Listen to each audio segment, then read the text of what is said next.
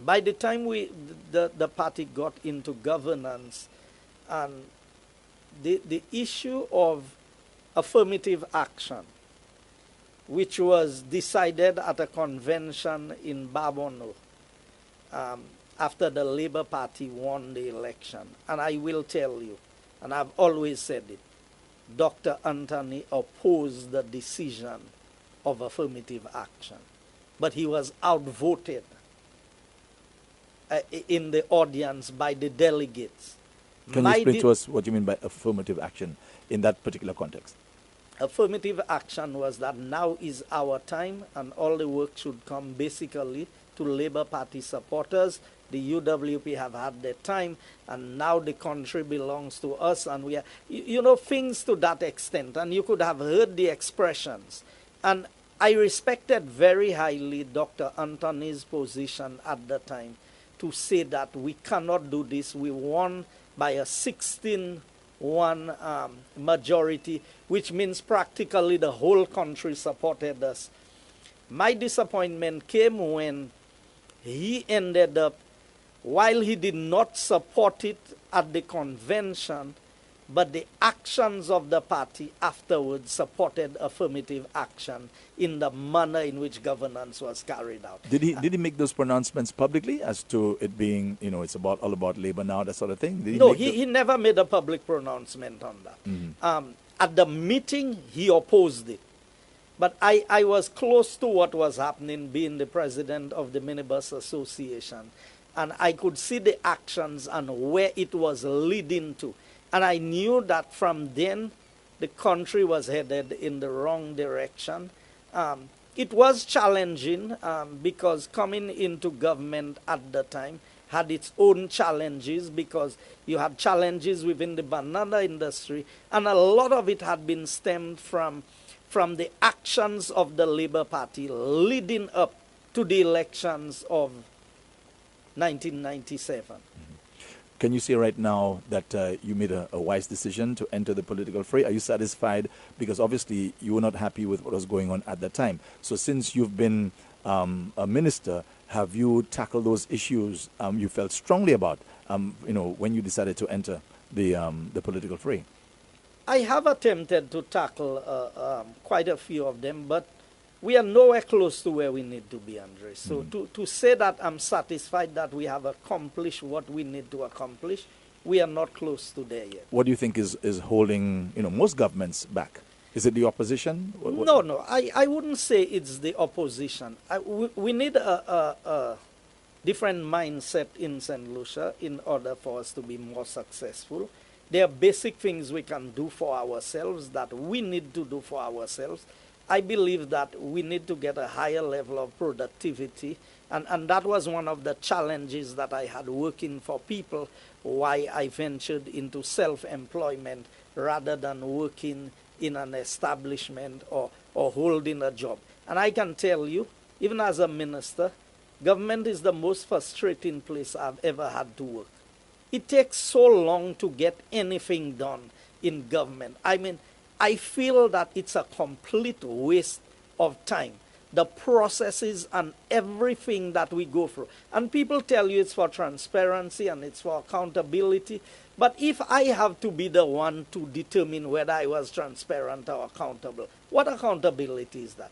When governments have to investigate their own doings, when you have a public finance committee of parliament who never meets when a particular government is in office. How do we account for what we do? Because I always like to be scrutinized. I'm not afraid of being screened for whatever I do. Okay, now, your demeanor, your personality gives the impression that you're very outspoken, to the point where it seems as though you seem to be rubbing quite a few people the wrong way. Is this how you've always been, or certain things that maybe happened during your stint as minister in whatever portfolio that maybe got you to the point now where you speak the way and you express yourself in the way that you do? Or is this your personality? You've always been that way? In fact, especially the way you express yourself. If I'm not passionate about something, Andre, then I don't do it. if I cannot give it 100%, then I don't get involved in it. So it has nothing to do with politics. My wife would tell me many times, take it easy, because if I get into a debate or an argument or discussion about something, then I have the same passion that I have in the political arena. I like to be right. I like to be on the side of right. So I am very careful about what I say, that I can substantiate what I say. I'm never given speeches, and I go and read speeches. Everybody in my ministry, for all the years I've been in government, can tell you, I prepare my own budget speeches. I have nobody doing research for me. I have nobody doing anything for me. If I'm going to speak on something and I don't understand it, I ask, can you send me notes on it so that I can acquaint myself with it. So if I stand to speak, I'm not reading a speech written by a permanent secretary or a technical officer that I don't know and I cannot explain what is there. If I find myself in that situation, I get very uncomfortable because I'm speaking about things. So if I come across a word that I don't understand, I pick up the phone and I say, what is this? I need to understand what you are asking me to say there. Because that is who I am. In my church, they can tell you, we usually have a quiz competition. We have different things happening in the church, and I have to go through the process of study like everybody else. So take, for example, when I had to invest as a master guide in the Pathfinder Club or in the Master Guides Club within the Adventist realm, I had to go and write an exam. I was in cabinet that day. I was running late for the exam. I asked one of the PM's drivers to give me a ride because the traffic was heavy. I went and I sat down in the class together with everybody else. And I took my exam like everybody else. I don't look for special favors. I don't look for special treatment. If I go to the bank, I take the line. If I travel at the airport, I take the line and I go through security. You never see me going through VIP lounge or anything. On rare occasions, if we have to meet somebody or something, I would go. I take off my shoes, I take off my belt, I empty my pockets, I go through the normal process. When I come back, I stand on there, I wait to pick up my bag, I go through customs clearance like everybody else. That is how I live my life. I don't look for treatment in politics that I cannot get outside of politics. I try to be as normal a person as possible. So generally, being brought up, very trying times, very difficult times. And, you know, I'm from a broken home. My mother and father was separated when I was very young, about 18 months. I practically grew up with my father. And I've never held anything against any of my parents because I understood the circumstances that lead to why people don't get along and why things didn't work out. My father was an alcoholic. 5 out of 7 days would be drunk, but still was the most loving man that I ever knew. And he took care of all his 7 children because he refused to allow my mother to have one of us. He said he's going to raise his children. So at the end of the day, I came up from a background where I grew up under tough conditions. My father died when I was 12, and I've been on my own since then. I've had to make every decision in my life. I mean, all of the challenges that a teenager faced, a young person, not really having anybody to rely and to depend on. I mean, my brothers, sisters, those who could, helped out in whatever way that they could. So being brought up in this environment, you learn to survive and to not allow people to walk over you and to do as they please with you. I always believe that if you are doing something and it is right, then you do it regardless of the consequences. How high up on your list of priorities is this issue of being honest and truthful? Is that very important to you? That is the trademark by which I live. And that has nothing to do with politics or with people. And I don't have to try and convince people that I am honest and I am truthful. Most of the times the truth lands me in trouble. But I still say the truth anyway. I say what other people do not want to say because it is not politically correct to say. And I always tell people I'd rather be right than to be politically correct. Because being politically correct doesn't mean that you're always right. You're just saying what people want you to say. And Andre, my record is there for everybody to see. I've been accused of every imaginable thing. Yet still, nobody has been able to present something to say. And I can highlight that. I know, and that's not through me, Andre. I attribute that to God. I could never do so much to protect myself. And let's look at the track record. The leader of the party, now Prime Minister Alan Shasney, was taken to court. Minister Ezekiel was taken to court by the Labour Party. For whatever case they tried to... they arrested several members of the UWP, or several members of the UWP were arrested during that period of time in government. Through all of that, as much as I have been the target, they've not succeeded. And I don't attribute this to me. I attribute this to God. Because I could never know how much was working against me. It's only God who knows how much was working against me.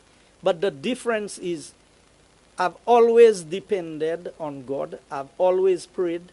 And when I was going into elections, my prayer was, if you know I cannot do better than the person that I'm going to replace, cause me to lose.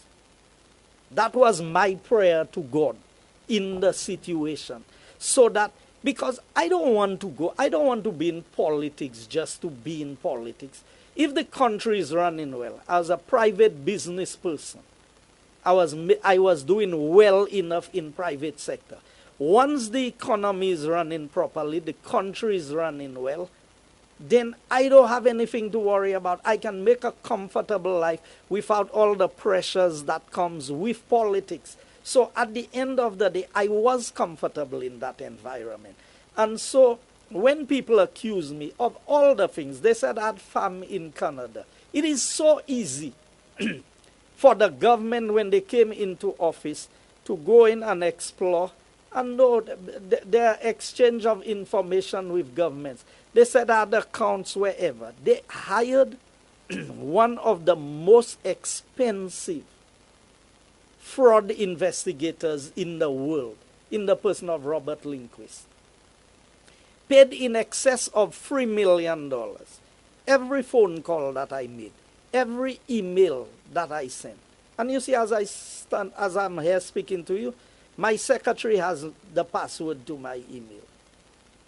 So when something comes, she's the one who deals with it. And I'm talking about the secretary employed by the government. I found her there when I came there. I have nothing to hide. I have my conversations on the phone. They tell me your phone is tapped. I say, but there's nothing. I don't have nothing to hide about what I do. And I'm always thankful to God for the wife that I have. You know why, Andre? If I'm doing anything, if I'm thinking of something, and I tell her anything about it, she tell me, you sure this thing is okay? You sure you can do this in that manner? I come from a family where if you are wrong, you will never be given right. If I do something, my sister will call me and tell me, I'm so disappointed. How could you do something like that? Take, for example, when I had the situation with the speaker in the house. My wife, she could not get me because she sent me a message. She asked me, what is it that's going on there? I saw something there that's very disturbing to me. So I asked her, what are you talking about? Because at the time they had put just a small clipping of the part where I was responding to the speaker rather than showing the. So when the entire thing was played, she saw it and she tell me, you know, you could have still behaved better than that. I mean, I understand why, but you have to do better than that. That is the kind of family that I am from. And I refuse to do anything to bring shame and embarrassment to my family. So yes, I'm accused. I'm accused of all kinds of things. If you get the biggest fraud investigator, and I challenge St. Lucians, go and Google Robert Lindquist and see the cases that he has worked. The Enron case, the biggest cases you can think of in the US, in Canada, at World Bank, and all kinds of places. And where's the report today? What is it that they are showing about me? Now, when the then Prime Minister said, I am going to do whatever it takes to make sure that Guy Joseph does not come back into the House, my election nomination day falling on Saturday, I never believe was an accident. There's no way that there could have been that miscalculation, because they know that when it comes to my church, when it comes to God, there are certain things that I will never compromise on. And when we met at a party meeting, I said to them, find somebody to run the seat. Guy Joseph is not going and get nominated on the day. If it's Saturday, I said, let's choose somebody else to run. I will give the person my support. I think the person will win the seat, but I'm not going. Because they have things, God has done too much for me to compromise on something like this. I have helped other people in my family to stand in difficult times. When my turn came, I could not let them down. That's not about politics. I don't need to be there. I can make a contribution elsewhere. But I tell people, God says that if you do certain things, there are certain results that you can expect. I won by the biggest margin possible. They said, the Prime Minister said to me, well, if you are not going to be nominated, and they say you can be nominated in absentia, the only way I trust this is for you to be out of the island. So I traveled out of the island so that I could be nominated in absentia. But I told them, I'm not prepared to run. The party said, that is not your decision, that is our decision. Because left to me, I would never be nominated as the candidate. And you spoke a while ago about, certain accusations being made against you. One of them is that you are very wealthy since entering politics. What is your response to that? Well, my records are there. Show me where the wealth is. I would love to know. I wish I had all the things they said that I have, Andre. But at the end of the day, it's not difficult. We have Integrity Commission. I've reported to Integrity Commission every year since I've been in government. And I can challenge a lot of people. And that is where, you see, Andre, when you come from a background where you don't have a name, your family does not have a certain title, you didn't go to a particular school, and you didn't get a certain degree, you are not supposed to be successful in your life. You are supposed to remain down there. And what is unfortunate about it is the people who are at the same level with you, who came from the same place you came from, are the ones who seem to have the biggest problems with you.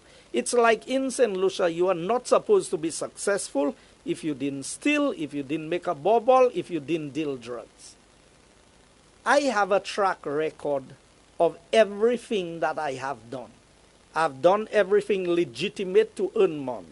From being a farmer, from being a bus driver, as they call me, a bus owner, a truck owner, an equipment owner, a furniture manufacturer, a salesperson for tires and parts, vehicles. I mean, you name it, I have been in it. And all of the things, driving school, I have done all the things to earn money. And I have never purchased a vehicle in my life that I had to pay from my pocket. So I buy a vehicle, I give it to a car rental company. I tell them, run that vehicle for me for 2 years, pay the loan. At the end of the 2 years, I take back my vehicle. Everybody see I have a vehicle. They don't know how I purchased it. They figure out you have X amount of money, and that's why you are able to do so. I build a house, I sold it, I build another one. I buy a piece of land, I sell it back for more money, I buy another 2 pieces. There are ways you can do things. When I had 2 buses on the Grosley route, I made more money as a minister than I am making as a minister, because my money was mine then. What I'm making is not mine, it's everybody's money. So what I tell people is, if you say that I have all of that, then where is it? If you hired Robert Lindquist because you thought that I had some account hidden somewhere else, they would be able to find it. They should be able to find it if it's on my sister's name, if it's on my brother's name, on whoever name it. But you know, for you to be successful in this country, people want to label you. So measure me by any other politician and what they have accomplished in their life, and see what we had before we came into politics, and see what we have now, and see who's been more honest in politics. And I said to them, I want to be a case study. Anybody, from any university, from any school, from any investigator, come and study me. I will open everything that I have for everybody to see. Because my focus, I can never be rich, Andre. You know why I can never be rich? Is because as the people in my constituency, if I have $100 in my pocket and somebody needs it, I will give it to them. That is how I operate in my constituency.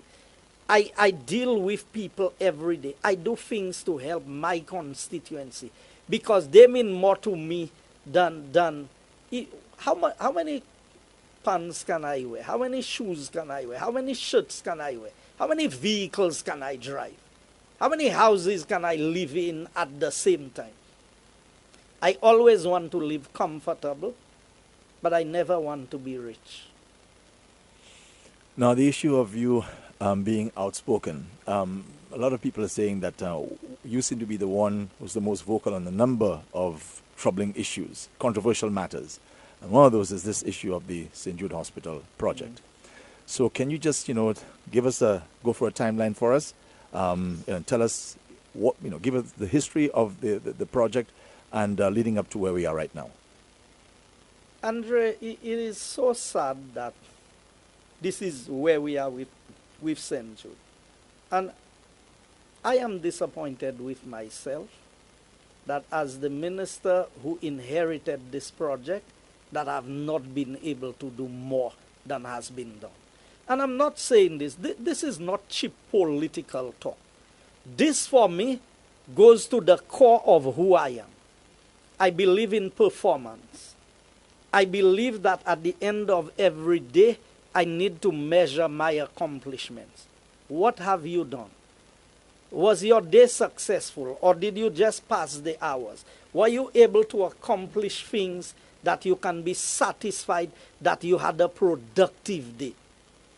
I set standards for myself. I don't look for other people to set standards for me to determine this is what you ought to be, this is who you ought to be. So when I look at St. Jude and inheriting a project like that, I would have expected within 12 months that I could have fixed St. Jude's, that I could have had people move away from the stadium. Because just looking at St. Jude, I felt that this was something that I could just walk through and just do it. So as I sit here, 2 years tomorrow, we were elected. 2 years, a little less, maybe a week less than 2 years of being given the responsibility. But the reality is St. Jude is still the same place.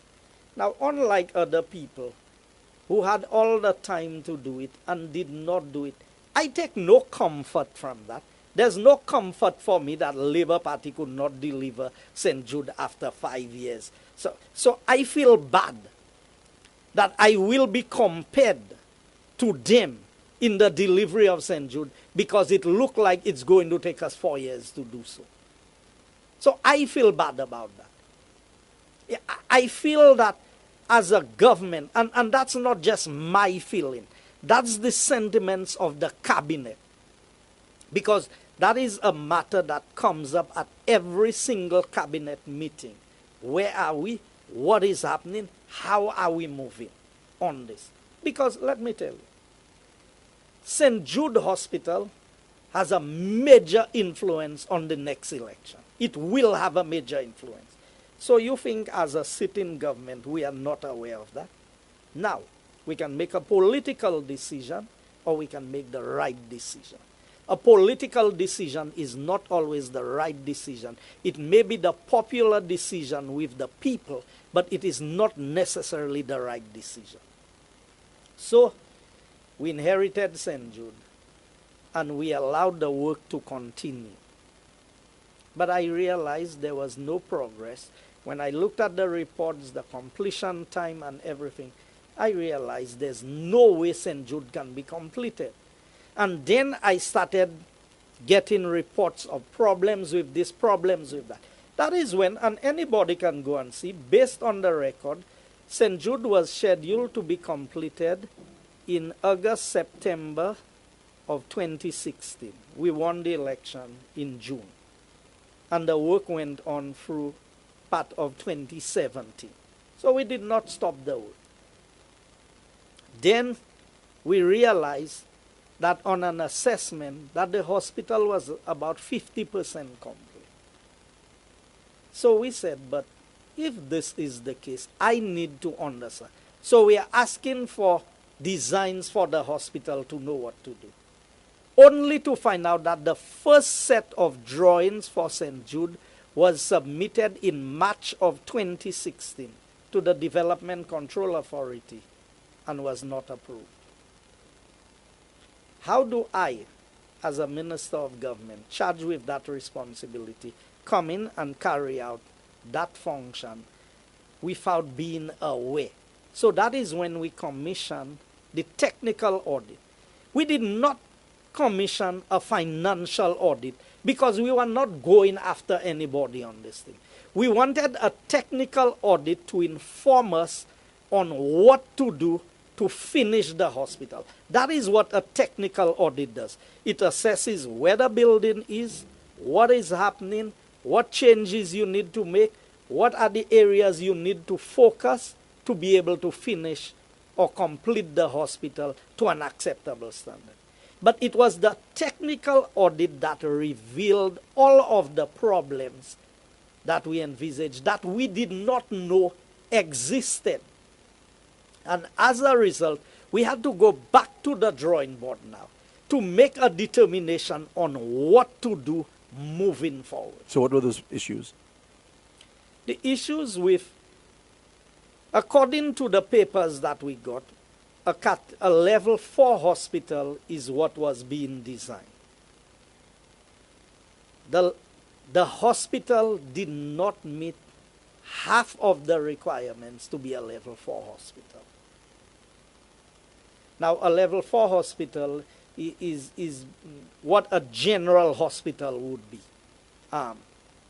Level 1, 2 would be like a polyclinic or something where you give part-time service, open some days, close some days, and things of that nature. So basically, that is what we expected. If we put, maybe the best comparison I can draw to highlight what the difference is between St. Jude and OKEU, because OKEU is there. OKEU cost $166 million EC dollars to build and equip. So building the hospital from scratch, as of April this year, the money spent on OKEU is $166 million. St. Jude, on the other hand, which was a refurbishment of existing buildings and a few additional pieces, was estimated at $178.7 million. Now, the interesting thing is the original St. Jude used to have 110 beds. Then they removed some beds and went down to 88 beds so that they could add some things. With all of what was done at St. Jude, it was going to be 115 beds. So you refurbish in a 110-room hospital. But what is interesting, Andre, is that over 78,000 square feet of additional space was built at St. Jude, which is almost twice the size of the existing St. Jude, but it could only accommodate another 27 beds. Now, when the engineers, and I don't want to bore St. Lucians with all of these stats, but at the end of the day, it is mind-boggling to see how that could have happened, and that nobody wants to own. Nobody wants to say we messed up. The Labour Party does, and I'm telling you, they try to blame the UW. You're building a chapel. A chapel at St. Jude is 4,262 square feet. Now think of a chapel. For you to get 4,000 square feet, you're 40 feet wide and you're 100 feet long. That's a chapel for a hospital? How many churches in St. Lucia is that size? Then you build a warehouse that is about 20,000 square feet. So all the money that should be going to build the core, now none of that is part of the core hospital, you know. So all the money and resources and time that should have been used in building the core hospital was spent. There are 25 buildings that make up St. Jude's now, you know. So this is where it went wrong. The additions to the building has restricted the airflow. The pipes that they run, the ceiling is too low. Nobody who is claustrophobic can go downstairs the St. Jude building because the ceiling would be almost touching your head. And we know what happens to people who are in this situation. So here we are in a situation where the corridors that should be 8 feet wide, some of them are about 3.5 feet wide. In some of the wards are columns that are in the middle of the ward. So for you to move a bed, you have to move other beds. And you're talking about patients in a hospital. You go to the operating theater, which there's an 8-foot span, 8 or 15-foot span between the ceiling of the operating theater and the operating. That hollow space inside there, you know the amount of contamination you can have in there and not be aware. That can cause infections while operations are going on in the hospital. Then you have a lot of metal in areas there should not be that can affect some of the technical equipment that are being used in the hospital. So when we say to people, there are problems. Now, could we finish the building? Of course, any building can be finished. But are we justified in continuing to spend? And I heard Mr. John Peters, and I've chided him on that. And I would love to have him come and sit down and explain to the people how he arrived at 50,000 to 5 million can repair the hospital or can complete the hospital when the estimate was 178.7 million, and according to the record, what has been spent is 118, but what has been paid is 82. 82 million has been paid, but invoices are for 118 million. So out of the present scenario, according to the record, we are owing $36 million on the existing building as it is there. And we would still have to spend another 60 plus million to finish it. You're talking about almost $100 million. Now, if OKEU, the construction contract for OKEU was awarded for somewhere in the region of 37 or 38 million euros. Now, if you do the conversion, that's about 100 million. So if construction for OKEU could be 100 million, how do we justify trying to fix a makeshift building? Because St. Jude's was messed up by the additions, not by the St. Jude that existed. And under Stephenson King's administration, what was being done was the refurbishment. There was not anything much added to the hospital. All the additions came in after 2000, or the majority, because I like to be very precise, because the majority of the additions came up after the 2012. That is our scenario. We know that people committed money to St. Jude. So what we've done, the Mexicans gave, the only two buildings that are completed is the morgue and the ambulance center. What we've done is we've done a full assessment. Andre, we have to do as-built drawings. You know what as-built drawings are? No. To go and measure, because there was no plan for the hospital, no certified drawings.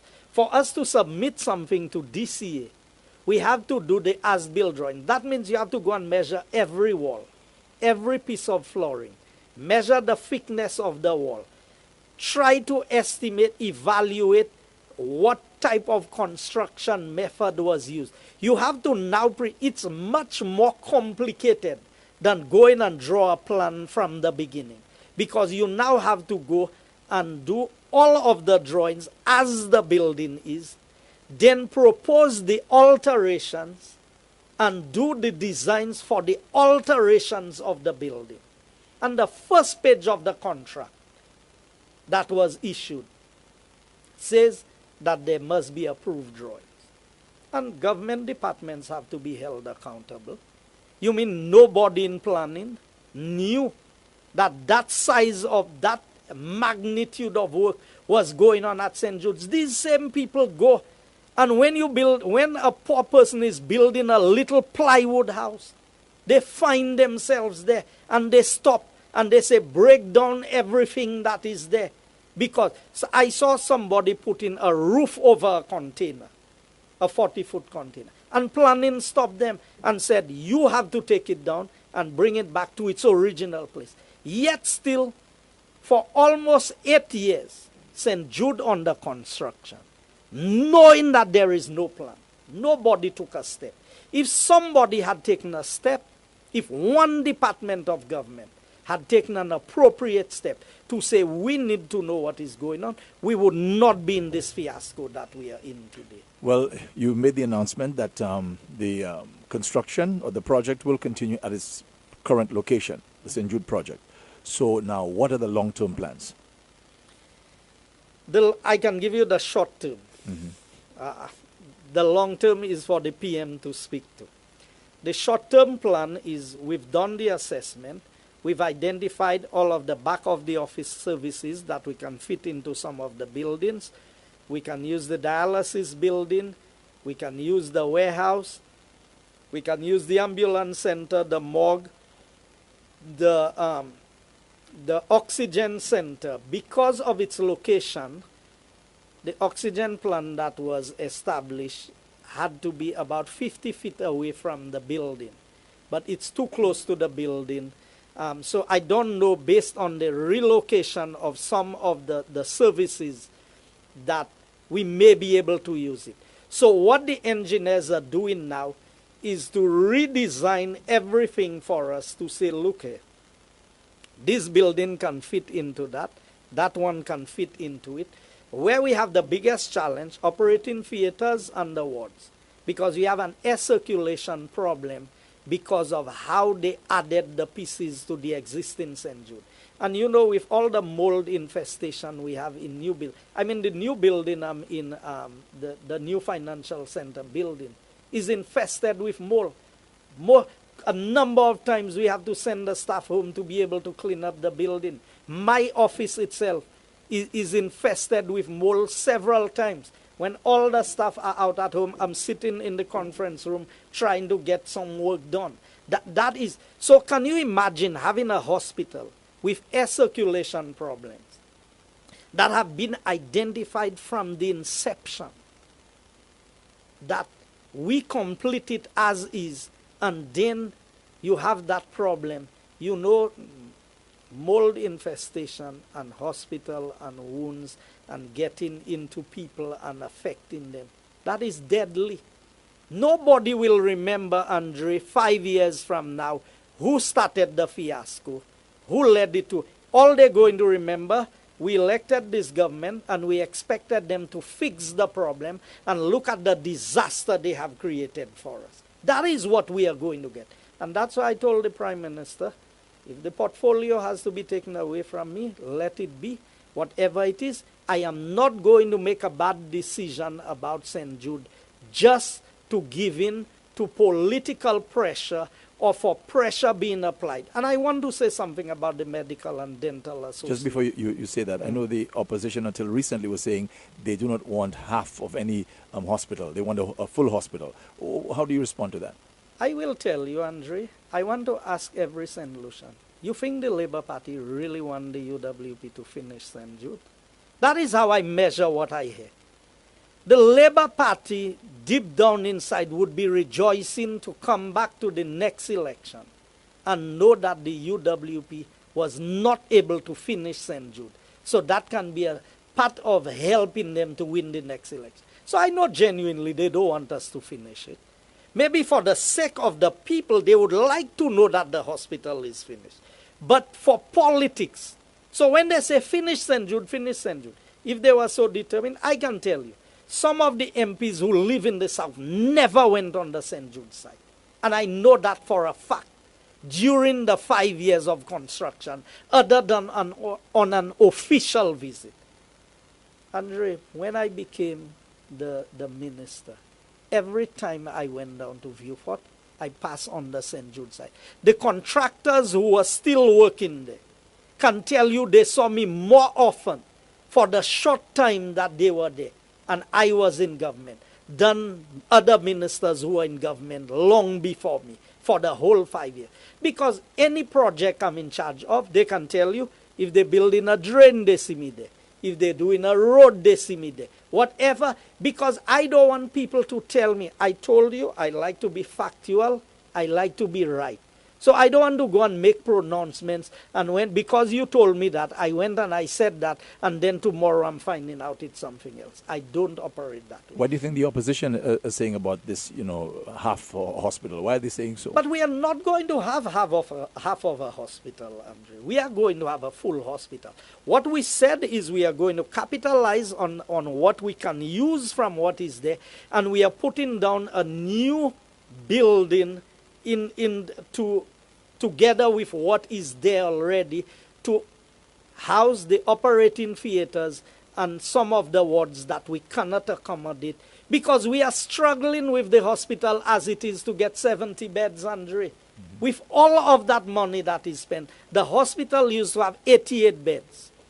When St. Jude staff can tell you, when I did a walkthrough with some of the representatives, we were checking to see, and I asked them, what is the minimum number of beds you can get, you think you can operate?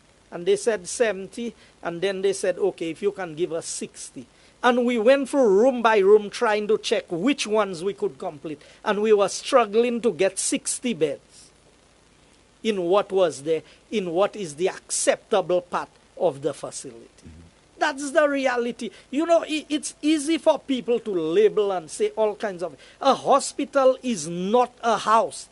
And we have to hold somebody accountable. Because if OKEU, with all the equipment, everything, from foundation to completion, cost $166 million, how do we justify refurbishment of St. Jude with a much smaller footprint for $178 million?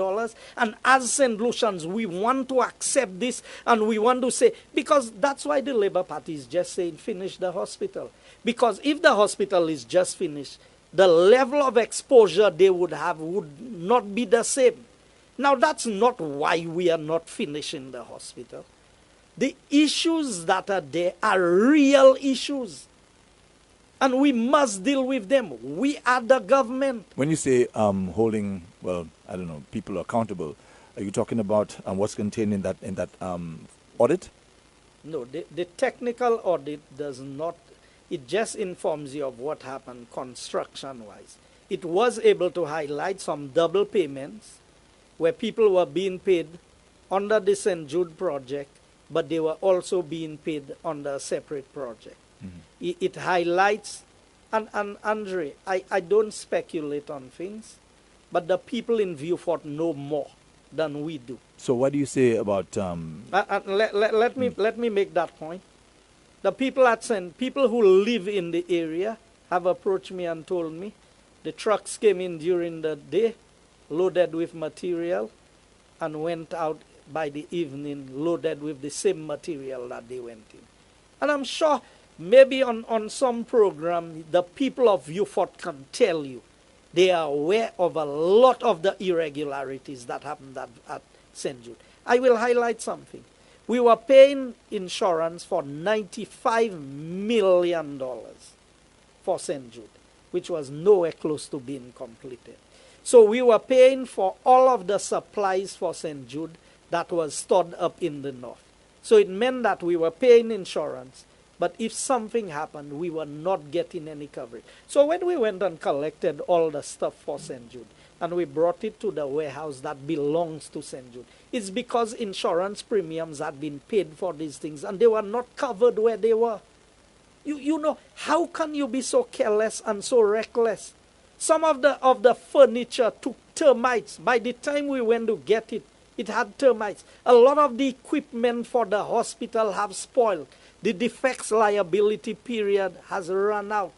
The guarantee on some of the equipment have run out. So how does the government plan to hold certain people accountable? We have carried out, through Price Waterhouse, a forensic audit has been done. And it's through the forensic audit you are able to trace where the money went to, how it was spent.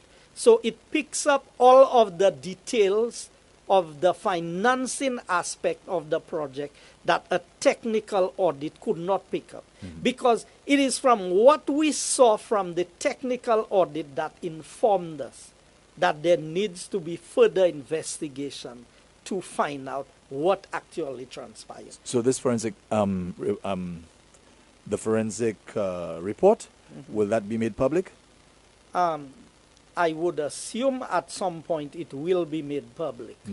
I cannot tell you at what point in time, because if legal action is going to be taken through the AG's chambers, they would have to disclose when the audit will be made.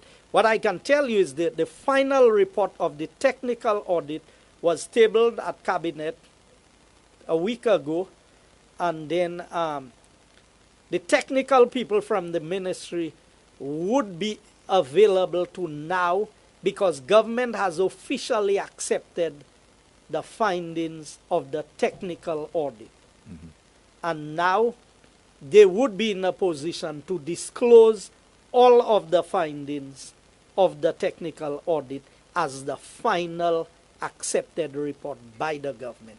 But the forensic audit is out of my remit. That's under the Ministry of Finance, so they are the ones dealing with that. So as the minister, you have not had a look at that report, no? No, I have not had Okay, access all right. to that report. Now, with the little time that we have left, Mr. Joseph, I need you to address the issue of the St. Lucia Medical and Dental Association, because they really came out, with their language, talking about you, saying that you've caused irresponsible, self-inflicted damage to the government and, of course, to St. Lucia. They accuse you of speaking defamatory slurs at the association for defending good public conscience. How do you respond to that? The medical and the views expressed by a few persons are not the views of the Medical and Dental Association. But my disappointment is nobody should go out there and speak on my behalf without my consent. So I want to know, and you see, that's the problem with politics. So as a politician, if you're going to say the truth and it's going to offend somebody, don't say it. I don't fall into that bracket. It was reckless and irresponsible on the part of the Medical and Dental Association representatives to have made the statements that they were making about the health situation at St. Jude. The crisis we have in healthcare did not start 2 years ago. It did not start when the UWP got into office. And what I say to people, if you could not speak, in fact, if you look at what Dr. St. Rose said on Rick's program about St. Jude, and the shift in position on behalf of the Medical and Dental Association, it's there to see. It's unfortunate that in St. Lucia, we don't do like CNN and the others to put, this is what you said yesterday, and this is what you are saying today. And what has changed? It is time, Andre, and I challenge HTS to do that. When I say something today, start with me, and I say something else tomorrow, show and ask me to explain why I changed my position on this. So let me deal with the Medical and Dental Association. The Medical and Dental Association, and there are certain things, they went on site. When they got there, they made no prior arrangements for any of the officials of the ministry to be present. When they went there, and the security called, because the security knows that it's a secured area, we said let them go in, because there's nothing to hide in what was happening there. When you make statements, when statements are being made about, and I'm not saying the Medical and Dental Association made that statement, but when members of the opposition would say people are dying at St. Jude, at George Odlum Stadium because of the condition, and I'm on the record as saying, if anybody died at a hospital as the responsible or the carelessness of the government, that the government should be sued. I'm on record as saying that. But Andre, I will be on record, and I am on record as saying that I know of persons who have been given bad injections. I know of persons who have been misdiagnosed. I'm not saying it's deliberate. I know of a number of things that have happened. But nobody takes any actions. So I felt that the Medical and Dental Association should have been the ones to come to the defense of the hard-working staff at St. Jude, the doctors, the nurses, and to say, because you have makeshift hospitals. In an area where there is a disaster, they pitch a tent and they operate a hospital right there and then. And at the end of the day, the healthcare is still supposed to be up to the standard. So how can it not be up to standard because they are at the George Odlum Stadium? And then where I took umbrage to what the Medical and Dental Association was saying, I'm asking, where were these people over the last 5 years when all the fiasco was happening at St. Jude? And you know what they said? They were working in the background. So if they were working in the background, they are equally responsible for the disaster that we have at St. Jude. And if you could be working in the background, and you as a medical doctor who have maybe an international reputation, who have been to other medical facilities, who knows what healthcare is about, can tell the government, finish this thing as it is and make it a hospital, I have to question. I have to question the credibility or the motive of those persons. And what I'm saying there is not about the general membership of the Medical and Dental Association. There are few people in the Medical and Dental Association who have a political agenda, and they are using the organization of the Medical and Dental Association to advance their own political career. What proof do you have of that, Mr. Joseph? Huh? What proof do you have that they have a political agenda, some of them? Well, the evidence is there in what they are doing and what they are saying. It is not just about healthcare. It's about attacking the government. It's about showing the incompetence of one government as opposed to another. So if you treat everybody equally, then I cannot consider you to have a political agenda. But if you're going to remain silent when the Labour Party is in office, and they do all the nonsense they did, and then you're going to be so vocal when the UWP is in office about the same things, not something different. You mean to tell me that they accepted that after 5 years St. Jude could not finish? And you need to look at the team of people who are the advisors on St. Jude. Some of them are members of the Medical and Dental Association. So they had to have known what was going on there. And that's why I tell you, look at the makeup of the committee. Look at how many public servants was on the committee. There were very few politicians involved in the process. But the politicians always take the fall. Before we go, Mr. Joseph, it may be early days, but would you like to maybe comment on what do you think so far has been your major accomplishment or accomplishments? You mean as minister? We've been able to commission works on the hospital, the polyclinic in Dennery. That was in abeyance when I came in. The Choiseul Secondary School, that had been in the pipeline for years and years. We have almost completed the school. It will be ready for the new school year. We have started the work, as I indicated, on the polyclinic in Dennery.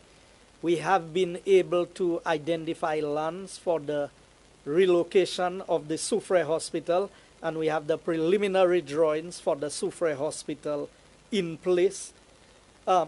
So these are just projects. So when we talk about healthcare, and I will tell you, the medical, and I need to go back to that, because the Medical and Dental Association have ventured into areas of policy.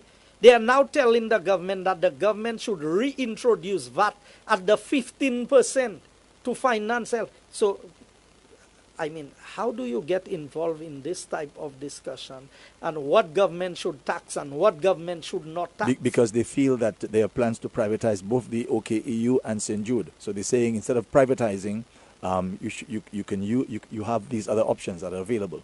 But I know that the government has had discussions with people. So the Prime Minister himself have had meetings with the groups concerned, and I don't think that the people who are vocal have represented accurately everything that have been discussed. People have been selective in the information that they choose to put out because that's the convenient information. But going back to where we are. But can you confirm that there are no plans to privatize OKEU and St. Jude? We said that we are doing a joint venture for the operations of the hospital. And what does that mean, a joint venture? A joint venture where everything remains the property of the government of St. Lucia, but we are going to engage other persons. And there are local interests who have indicated. You see, people are not coming out straight, Andre.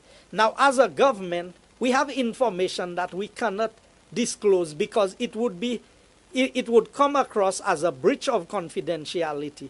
But the people who have an interest, while they're criticizing everything, and on the other hand, they are sending proposals to government for them to run it, come out and say, we have an interest.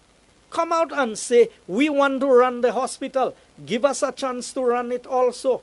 But you see, this information is hidden. But I am not at liberty to disclose it. Because if I disclose it, then I am breaching the confidentiality of people who feel that they need a certain level of protection in their discussions with government.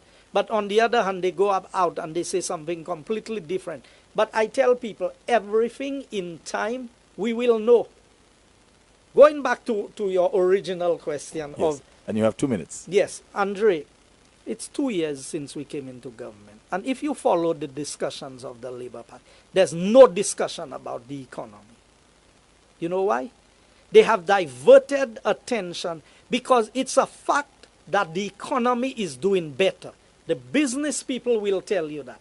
The collection of VAT receipts for the last month is showing you that there is a major improvement over the same period in 2016 when VAT was at 15.5%.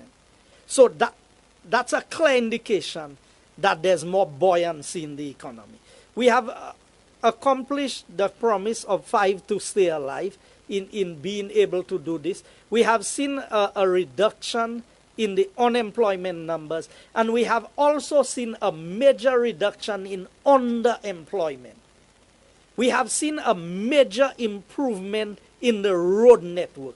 We have done more desilting of rivers than the Labour Party did during their period and term in office. And all of that is being done with the economy growing. We found an economy that had been in recession for 3 years. The growth was minimal, almost non-existent. In the last financial year, we've been able to grow the economy by 2.5% to 3%. We see increased numbers of tourism arrivals. So when you look at what we inherited as a government, having reduced VAT by 2.5%, and to have maintained the economy at the level that we have, is a marked accomplishment. We now have projects. They said under UWP, no investments were coming. Sandals has broken ground on the other 300 or 450 room Lasus 6-star hotel. We have the GP group in Choiseul starting the project down there. You have the DSH project, the horse racing track, and it would be nice for St. Lucians. And if people criticize the horse racing track, if the horse racing track doesn't work, I would love to give that track to the persons who do the biking and the car racing. It is an asset that is built in St. Lucia. So for people who have a doubt, I see what can be done with this. Can you imagine if we were to give the drag racers a track like that for them to race? So if they feel that at the end of the day the horse racing track does not work, you have not wasted the resources. There's ample things that can be done. So in terms of what we are doing in the education sector, we just finalized the equip loan, and some of the funds that are required will be spent at the Sir Arthur Lewis Community College, and some of the repairs. We have secured the $150 million from the Taiwanese at a very low interest rate in order to boost the construction of the road network, and also the airport is slated to begin in August, the new terminal. So when you look at 2 years, when a government comes in, inherits a bad situation, is settling down, and is able to accomplish all of that in the 2 years. And by next week, well, tomorrow we're really celebrating with a mass at the cathedral, to mark the second anniversary of winning the election. But we are putting out a list of 100 accomplishments of the government in the 2 years. I am not satisfied that we have done as much as we need to do, but I am convinced that the economy is moving in the right direction. Rentals are up, Andre. The proposal by the government to go with the headquarters legislation has paid a lot of dividends. And if you ask people in the north, if you ask a lot of business places that had big warehouses empty, not getting rental office spaces, all of these are being rented now. These are showing signs that the economy is moving in the right direction.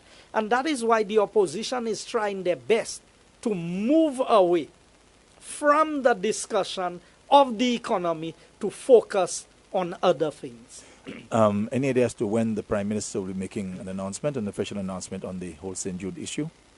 The PM is back on the 11th, so during that week he would be making a statement. Andre, when I leave you here, I'm meeting with the Minibus Association.